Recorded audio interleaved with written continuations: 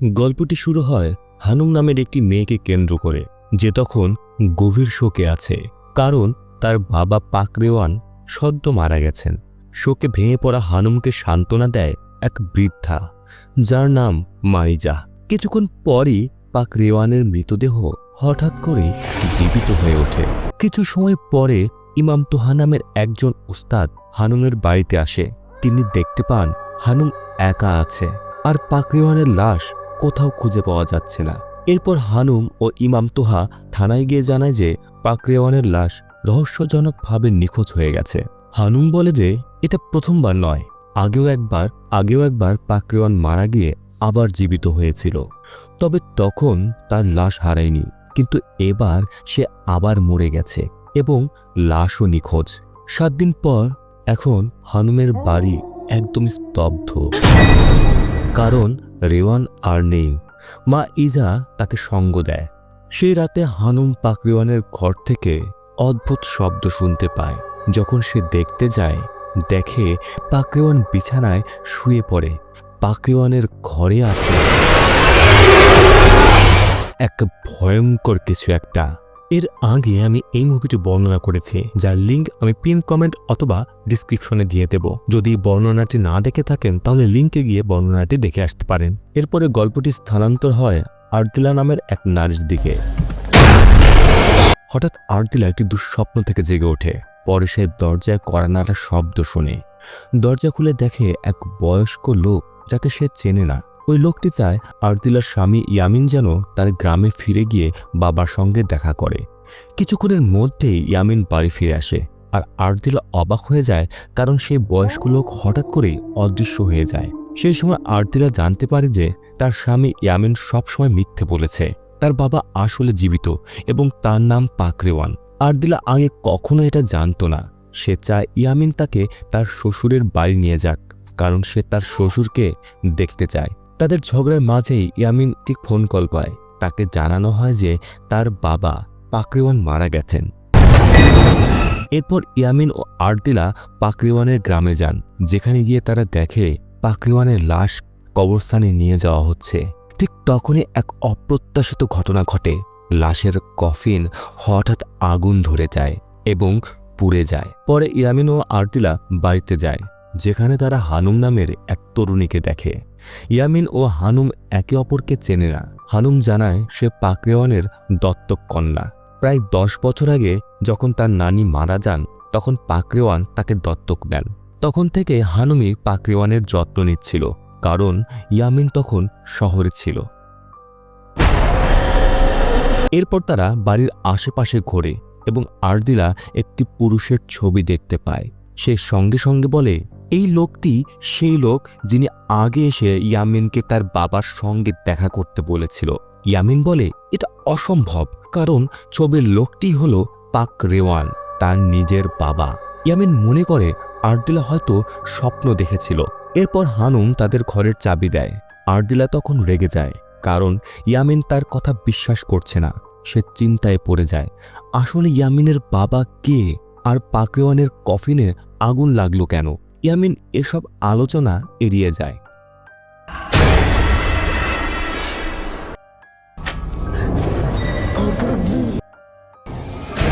সেই রাতে বাড়ির সবাই ভয়ঙ্কর আতঙ্কের মুখোমুখি হয়। ইয়ামিন তার শৈশবের স্মৃতি মনে করে, যখন সে ছোট ছিল। পাকরেওয়ান তাকে ওয়ারুগা নামের একটি জায়গা দেখিয়েছিল।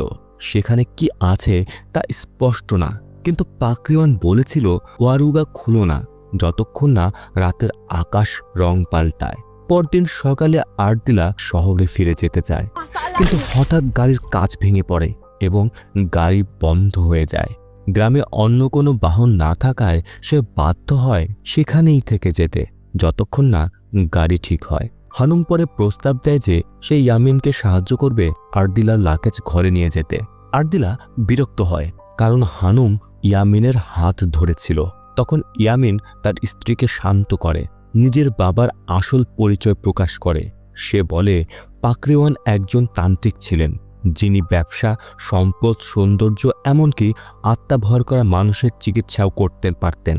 অবশেষে আরদিলা বুঝতে পারে ইয়ামিনের আসল বাবার পরিচয়। এদিকে হানুম শুনতে পায় পাকরিওয়ানের ঘর থেকে কিছু শব্দ আসছে। সে যখন দেখতে যায় দেখে পাকরিওয়ান কুদালুম্পিং খেলছে। হঠাৎ করে পাকরিওয়ানের রূপ বদলে হানুমের মতো হয়ে যায়। ভয়ে আতঙ্কিত হয়ে হানুম দৌড়ে পালাতে গিয়ে সিঁড়ি থেকে পড়ে যায়। পরে ইয়ামিন তাকে তুলে এনে ড্রয়িং রুমের সোফায় শোয়ায়। কিছুক্ষণ পর হানুম জ্ঞান ফিরে পায় এবং ভয় ইয়ামিনকে জড়িয়ে ধরে। এই দৃশ্য দেখে আরদিলের মন ভেঙে যায়, কারণ এর আগেও হানুমকে বহুবার তার স্বামীকে ছুঁতে দেখেছে। এরপর সে চলে যায় বাড়ির ওপরের তলায় পাকরিওয়ানের ঘর দেখতে। সেখানে সে দেখে ইয়ামিন সেই ঘরে ঢুকছে। অন্যদিকে আসল ইয়ামিন তখন নিচে ছিল এবং দেখে হানুম ঘর ছেড়ে বাইরে বের হয়ে আসছে। সে চিন্তায় পড়ে হানুম পথে অজ্ঞান হয়ে পড়বে কিনা, তাই সে তার পেছনে ছুটে যায়। অথচ আসল হানুম তখনও বাড়িতেই ছিল। ইয়ামিন পরে হানুমের কোনো খোঁজ না পেয়ে একটি ছোট ঘর দেখতে পায়। সঙ্গে সঙ্গে তার মনে পড়ে এই ঘরেই তার বাবা ওয়ারুগা রাখতেন। এরপর ইয়ামিন তার ছোটবেলার স্মৃতি মনে করতে থাকে। তখন পাকরিওয়ান সেই শক্তিশালী তান্ত্রিক একটি মৃত পাখিকে ওয়ারুগায় রেখে এক ধরনের মন্ত্র পড়ে, আর পাখিটি জীবিত হয়ে ওঠে। তখন সে বুঝে যায় তার বাবা মৃতদের জীবিত করতে পারত। এরপর পাকরিওয়ান তার মৃত স্ত্রীর কবর খোঁড়ে তাকে ওয়ারুগায় রাখে, যেন স্ত্রী আবার বেঁচে ওঠে। যথারীতি মৃতদেহকে গর্ভস্থ শিশুর মতো ভাঁজ করে হাঁটু বুকের সঙ্গে লাগিয়ে রাখা হয়, কারণ তারা বিশ্বাস করে এভাবে তাকে আবার জন্ম দেওয়া সম্ভব হবে। এরপর ছোট ইয়ামিন দেখছিল তার বাবা ওয়ারুগার সামনে কুদালুম্পিং খেলছে। তখন সে ভয় পেয়ে সেই ঘর থেকে দূরে চলে যায়। রাত নামে। আবারও আরদিলা ভয়ানক অতিপ্রাকৃত ঘটনার শিকার হয়। ইয়ামিন দেখে সে হাওয়ায় ভাসছে। এরপর সে তাকে বিছানায় শোয়ায় এবং তার শরীর হঠাৎ জ্বরে আক্রান্ত হয়। হানুম জানায় সে এমন একজনকে চেনে যিনি আরদিলাকে সারাতে পারেন। সেই নারীর নাম মাইজা। সে বলে পরদিন মাইজাকে ডাকবে। এরপর হানুম ইয়ামিনকে জানিয়ে দেয় সে গোসল করতে যাবে। হানুম দেখল ইয়ামিন তাকে অনুসরণ করে বাথরুমে ঢুকছে, যেখানে তারা শারীরিক মিলনে লিপ্ত হয়। অথচ আসল ইয়ামিন তখনও আরদিলার পাশে ছিল।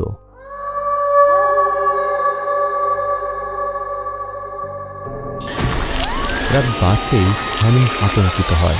পাকরিওয়ানের আত্মা তাকে ভয় দেখায়। পরদিন সকালে হানুম ইয়ামিন ও আরদিলার জন্য চায়ের গ্লাস এনে দেয়, কিন্তু দেখা যায় সেই ইয়ামিনের গ্লাসে কিছু একটা মিশিয়ে দেয়।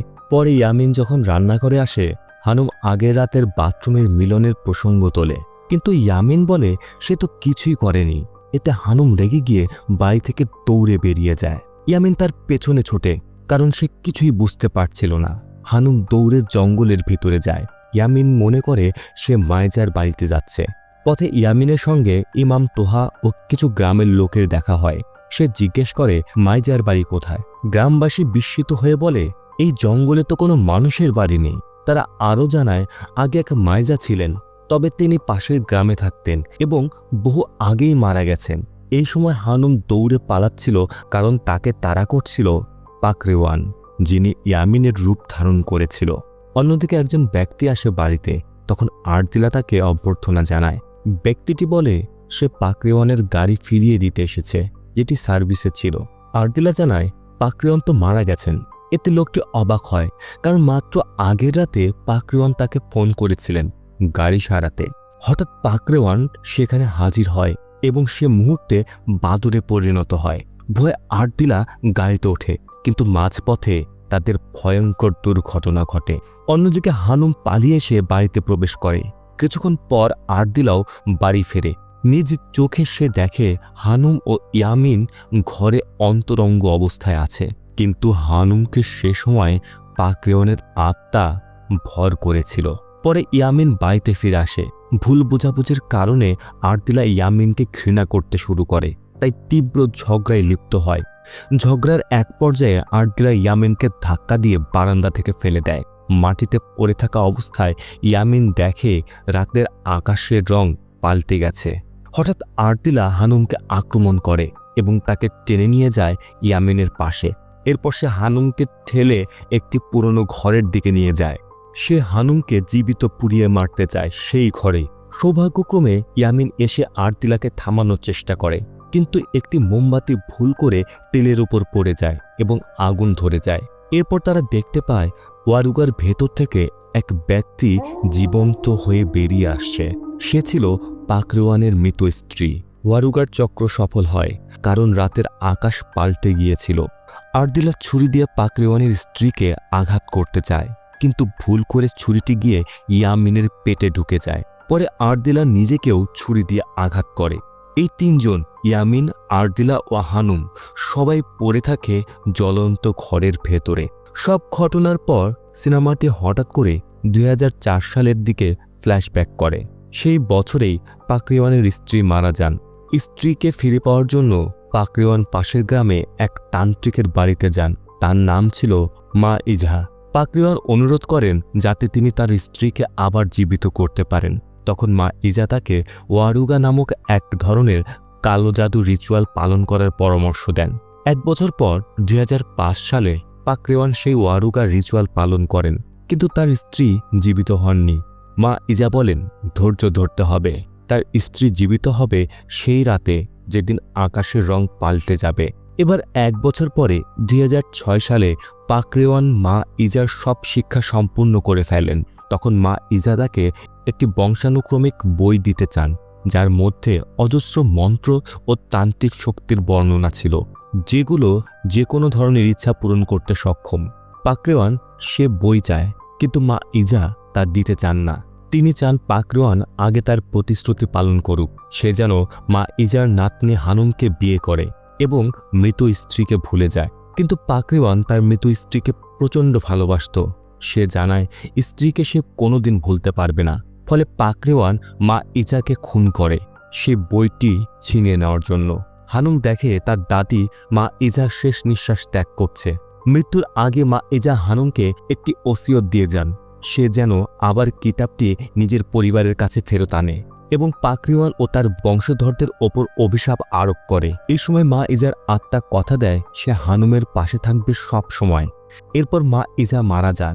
সেই থেকে হানুম দাদির সেই ওসিয়ত পালনের চেষ্টা করতে থাকে। এরপর পাকরেওয়ান তাকে নিজের দত্তক কন্যা হিসেবে গ্রহণ করে, কারণ সে বুঝতেই পারেনি হানুম জানে যে সে তার দাদিকে হত্যা করেছে। হানুম মুখে কিছু না বলে নিজের লক্ষ্য সফল করতে থাকেন। আসলে মা ইজা সত্যি মৃত্যুর পরেও সবসময় হানুমের পাশে ছিলেন। তার আত্মা হানুমকে বিভিন্ন পরামর্শ দিত, পাকরেওয়ান ও তার বংশধরদের ধ্বংস করার উপায়, যার মধ্যে একটি ছিল তাদের পানীয়তে বিষাক্ত পাতা মেশানো। অনেকবার পাকরেওয়ান বিষক্রিয়ায় মারা গিয়েছিল, কিন্তু প্রতিবারই আবার বেঁচে উঠতেন। কারণ ছিল তিনি মা ইজার কিতাব থেকে শেখা এক ধরনের বিদ্যার মাধ্যমে বারবার মৃত্যু জয় করতে পারতেন। এই কারণে হানুম দাদির ইচ্ছা পূরণ করতে ব্যর্থ হয় এবং সে নিজেই পাকরেওয়ানের কামনার যন্ত্রে পরিণত হয়। শেষমেশ পাকরেওয়ান সিদ্ধান্ত নেয় যে সে তার কালোবিদ্যা আরও গভীরভাবে শিখবে, যার জন্য তাকে নিজের জীবন উৎসর্গ করতে হবে। ফলে সে চূড়ান্তভাবে মারা যায়, আর তাই সে এবার মৃত্যুশয্যা থেকে বেঁচে ওঠেনি। অর্থাৎ পাকরেওয়ানকে হানুম খুন করেনি, সে নিজেই তার জীবন বিসর্জন দিয়েছে তার কালোবিদ্যার চর্চা পূরণ করতে। 40 দিন পর আরদিলা সে আগুনের ঘটনা থেকে রক্ষা পায় এবং ভাগ্যক্রমে সে বেঁচে যায়। কিন্তু সে বিস্মিত হয়, কারণ তার স্বামীর লাশ সেখানে পাওয়া যায়নি, অথচ ইয়ামিনও সে আগুনের ভেতর পড়ে গিয়েছিল। পুলিশ জানায় আগুন লাগার জায়গা থেকে শুধু আরদিলাকে উদ্ধার করা গেছে, ইয়ামিন ও হানুমের কোনো খোঁজ মেলেনি। এই কথা শুনে আরদিলা হতভম্ব হয়ে পড়ে, কারণ সে নিজে তো স্পষ্ট দেখেছে তার স্বামী তখন সেখানে ছিল। পরে সে নিজের বিয়ের ছবি দেখতে গিয়ে সেখানে খেয়াল করে ইয়ামিনের ছবি হঠাৎ করে গায়েব হয়ে গেছে, কেবল তার নিজের ছবি রয়েছে। পুলিশের নথি ঘেঁটে দেখা যায় আরদিলা কখনোই কাউকে বিয়ে করেনি। এতে আরদিলা হতভম্ব হয়ে যায়। যদি ইয়ামিন বলে কেউ নেই, তাহলে সে এতদিন কাকে বিয়ে করেছিল, কার সঙ্গে এতদিন সংসার করেছিল? রাতের বেলা আরদিলা একটি পার্সেল পায়। সেটি ছিল মা ইজার সেই কিতাব যা পাকরেওয়ান চুরি করেছিল। এখন কিতাবটি কালো রং ধারণ করেছে। পরে জানা যায় এই পার্সেল পাঠিয়েছিল পাকরেওয়ানের একজন শিষ্য। এখন সেই হবে পাকরেওয়ানের উত্তরসূরি। এবং যে এই কিতাব নিজের হাতে পাবে সেই হবে পরবর্তী বলি, যার মাধ্যমে পাকড়েওয়ান আরও শক্তিশালী হবে। গল্পটি কেমন লাগলো অবশ্যই কমেন্টে লিখে জানাবেন। এমন আরও গল্প দেখতে চাইলে চ্যানেলটি সাবস্ক্রাইব করে রাখবেন। আর হ্যাঁ, একটা লাইক দিতে ভুলবেন না।